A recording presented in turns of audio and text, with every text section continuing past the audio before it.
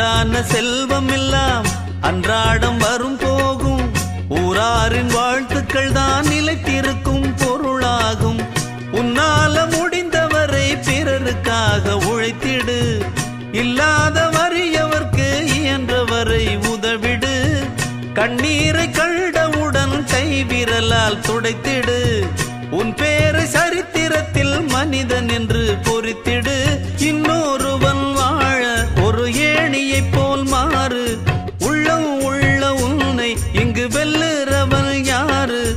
மண்ணில் வாழும் மக்கள் நெஞ்சில் நிற்கும் உந்தன் பேரு. இந்த வீடு நமக்கு, இந்த வீடு நமக்கு சொந்தமில்லை. பாடடா சின்ன தம்பி, அதனால நமக்கு துன்பமில்லை. ஆடுடா சின்ன தம்பி.